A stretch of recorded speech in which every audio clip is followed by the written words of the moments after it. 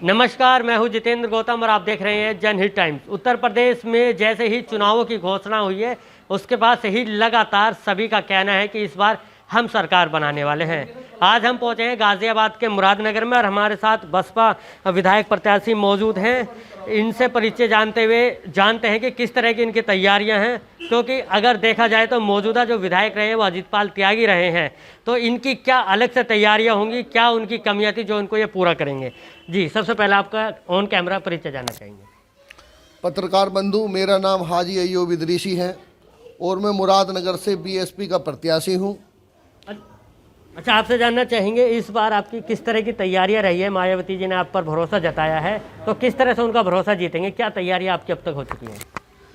देखिए, बहन जी ने मुझ पर विश्वास करा और मुझको आशीर्वाद दे के लखनऊ से भेजा है कि जाइए मुरादनगर विधानसभा में जाके चुनाव लड़िए और विजयी होकर आइए।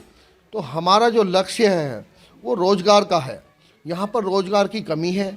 मुरादनगर पिछड़ा क्षेत्र है, नेगेटिव एरिया है।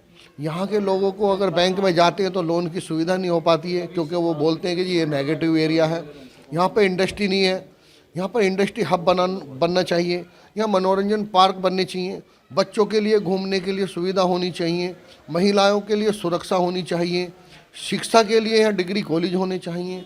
तो यहाँ पर तमाम काम होने हैं। ये एरिया को नीचे से लाके ऊपर तक लाना, हमें जन जन संपर्क करना, हमें गरीब मजदूर असहाय हर वर्ग के लोगों को साथ लेना है, भले ही चाहे वो किसी भी जाति के हों। हमें हर वर्ग में काम करना है। यहाँ की रोड हैं, उनकी व्यवस्था खस्ता हाल है। यहाँ की लाइटें हैं, स्ट्रीट लाइटें नहीं हैं। महिलाएं पुलिस कर्मी नहीं हैं। चौक चौराहे नहीं हैं। न ये पता लग रहा कि कहाँ पर चौक है, कहाँ चौराहा है, कहाँ पर पुलिस की जिप्सी खड़ी होनी चाहिए। लॉ एंड ऑर्डर का कुछ पता नहीं लग रहा है। तो समस्याएं बहुत घनी हैं यहाँ पर ज़मीनी स्तर से काम करना पड़ेगा, जो कि अभी तक किसी विधायक ने ऐसा नहीं किया है। अच्छा, आपसे ये चीज़ जानना चाहेंगे, मुरादनगर विधानसभा सीट की अगर बात की जाए तो काफ़ी बड़ा ये एरिया होता है। गाज़ियाबाद का राजनगर से लेकर आपका लोनी के पास तक लगभग ये लगता है। तो लगभग कितना वोट प्रतिशत यहाँ है और किस तरह की तैयारियाँ आपको उनको लेकर है? देखिए, मुरादनगर विधानसभा जो है वो काफ़ी लंबा एरिया पड़ता है। लगभग 35 किलोमीटर के करीब का ये दायरा पड़ता है। इसमें हमारा स्टार्ट होता है झलावा सुराना से लेके और बमेहटा तक जाता है। ये बहुत लंबा एरिया है। इसमें राजनगर एक्सटेंशन, राजनगर, कवि नगर, चिरंजीवी विहार, शास्त्री नगर, ये बड़े बड़े एरिए जो हैं वो सब पड़ते हैं। तो आधा गाजियाबाद लगभग मुरादनगर में है। अच्छा, एक सवाल ये भी है, जिस तरह से आपने इलाके बताए राजनगर, कवि नगर, काफ़ी पॉश इलाके हैं।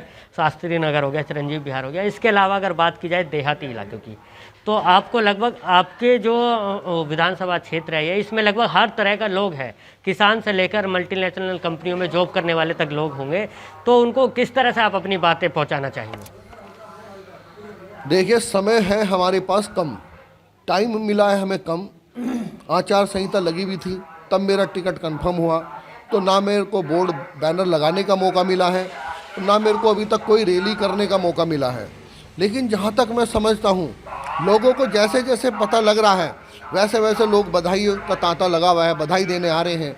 गाँव देहात तक हम जाएंगे और हर आदमी तक हम पहुँचेंगे, चाहे मीडिया के थ्रू पहुँचें, चाहे हम खुद जाएं, चाहे हमारे कार्यकर्ता जाएं। लेकिन हमें हर लोगों की बात सुननी है और अपनी आवाम को खुश करना है, उनको रोज़गार से जोड़ना है, उनको शिक्षित बनाना है, उनके लिए व्यवस्थाएं बनानी है। यहाँ पर सामुदायिक भवन नहीं है। कितनी बार विधानसभा मुरादनगर से विधायक बने हैं जो कि लोग बाहर रहते हैं। यहाँ की जनता को उनसे मिलने का ना ये पता कि जी उनका घर कहाँ है या उनका ऑफिस कहाँ है या वो कब मिलेंगे कब नहीं मिलेंगे। लोगों को पता ही नहीं है कि विधानसभा हमारा जो है वो प्रभारी कहाँ रहते हैं। अच्छा, एक सवाल ये भी है कि 2020 में जो है और 2021 में किसान आंदोलन शुरू हुआ और ख़त्म हुआ। लगभग जो है 13 महीने ये किसान आंदोलन चला। मुरादनगर में भी बहुत से किसान हैं, तो उनको लेकर क्या रणनीति आपकी रहने वाली है? देखिए, किसान का जहाँ तक बात है, किसानों को बीजेपी पार्टी ने छला है और किसानों को अब समझ में आ चुका है। अभी भी उनको लॉलीपॉप देके बॉर्डर खाली करा लिए गए हैं।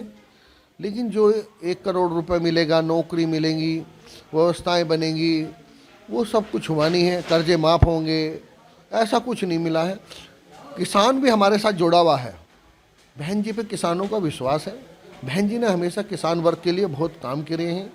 किसानों को भी इस बात का पता है, तो हम किसानों के पास भी जाएंगे, बहन जी के कार्य गिनवाएंगे उनको, और वो हमारे साथ खड़े होंगे। हमें ऐसी आशा है अपने क्षेत्रवासियों से। तो बिल्कुल देखिए, यहाँ जिस तरह से इनका कहना है कि किसान इनके साथ हैं, और अगर पिछले इतिहास की बात की जाए, पिछले सरकारों की बात की जाए, तो बहन जी एक ऐसे नेता के तौर पर उभरी थी जिन्होंने किसानों के लिए सबसे ज़्यादा मदद की थी। और गन्ने को लेकर जो सबसे ज़्यादा रेट बढ़ाए गए थे तो बसपा सरकार में बढ़ाए गए थे। बहरहाल अब देखने वाली बात ये होगी कि जब 10 फरवरी को वोट होते हैं तो 10 मार्च को कौन किस तरह से जीतता है। गाज़ियाबाद से मैं जितेंद्र गौतम, जनहित टाइम्स।